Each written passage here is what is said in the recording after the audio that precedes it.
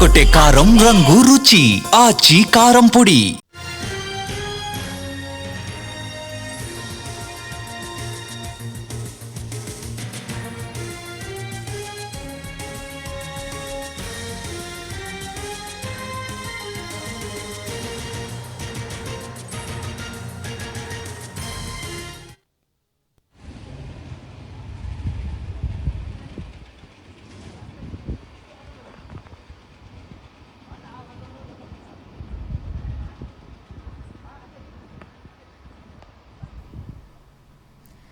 తలకెక్కిన మత్తులో ఓ వ్యక్తి వీరంగం సృష్టించాడు. తిరుపతిలోని గోవిందరాజస్వామి ఆలయంలో భద్రతా సిబ్బంది కల్లుగప్పి ఏకాంత సేవ ముగిసిన తర్వాత ఆలయంలోకి ప్రవేశించాడు.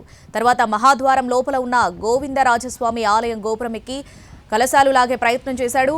కిందకి దించేందుకు అధికారులు ప్రయత్నించినా మాట వినలేదు. క్వార్టర్ బాటిల్ ఇస్తేనే కిందికి దిగుతానంటూ షరతులు పెట్టాడు. మొత్తానికి 3 గంటల పాటు శ్రమించి ఐరన్ నిచ్చెనల ద్వారా కిందకి దింపారు పోలీసులు. నిజామాబాద్ జిల్లాకు చెందిన తిరుపతిగా గుర్తించారు.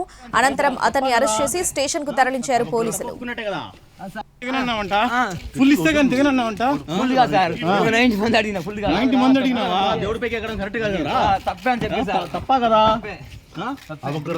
కదా తప్పుకున్నట్టే కరెక్ట్ కాదు కదా కాదు రే తప్పుకున్నాడు కదా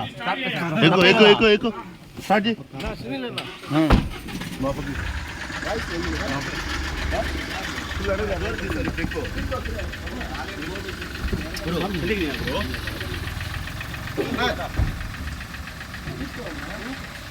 ಇಲ್ಲ ಇಲ್ಲ ಇಲ್ಲ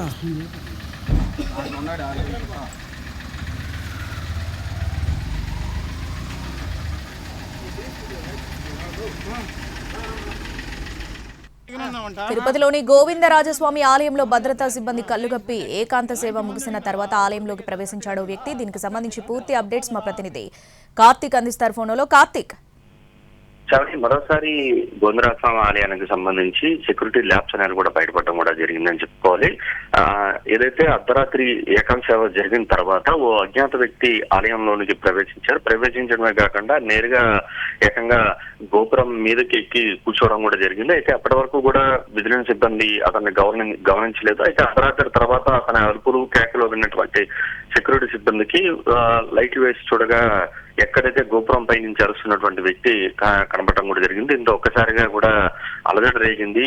అజ్ఞాత వ్యక్తి అదే ఆలయంలో ప్రవేశించడం, నేరుగా ఏదైతే గోపురం మీద ఉండడం కారణంగా అందరూ ఆందోళనకు గురై వెంటనే కూడా పోలీసులకు కూడా సమాచారం ఇచ్చారు. దాదాపు 3 గంటల పాటు కూడా తిరుపతి ఈస్ట్ పోలీసులతో పాటు సమీపంలో ఉన్నటువంటి పోలీసులందరూ కూడా భారీ నిచ్చెన వేసి అతన్ని కిందకి దింపేందుకు అవస్థలు పడ్డారని చెప్పుకోవాలి. దాని తర్వాత అతను ఏదైతే కోరాడో ఆ కోరికను కూడా తీరుస్తామంటూ కూడా చెప్పిన కారణంగా అతను కిందకు దిగినటువంటి పరిస్థితి. అతను దింపడానికి కూడా ప్రత్యేకమైనటువంటి పెద్ద నిచ్చెన అనేది కూడా వాడడం కూడా జరిగింది పోలీసులు. ఇటు ఫైర్ సిబ్బంది ఇద్దరు కూడా కలిసి అతన్ని క్షేమంగా అయితే కిందకు దింపారు. అతనైతే నేను మద్యం కోసం ఎక్కాను, మద్యం ఇస్తానన్నారు, అందుకని దిగేశానంటూ కూడా అతను చెప్పడం కూడా జరిగింది. అయితే కేవలం ఇదంతా కూడా మద్యం మత్తులో అతనికి మానసిక స్థితి కూడా సరిగా లేనట్టుగా కూడా తెలుస్తుంది. తెలంగాణ రాష్ట్రం నిజామాబాద్ చెందినటువంటి తిరుపతిగా కూడా ఇతని పేరుగా కూడా గుర్తించడం కూడా జరిగింది. అయితే అసలు ఎందుకు ఎక్కాడు, అసలు ఎందుకు లోపలికి వెళ్ళాడు అనేటువంటి వాటి మీద కూడా విచారిస్తున్నామని చెప్తూ వస్తున్నారు. అయితే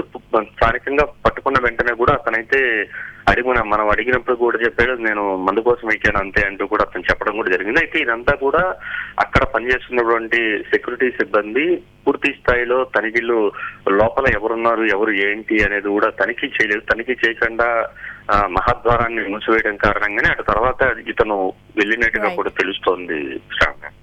right Karthik, thanks for the updates.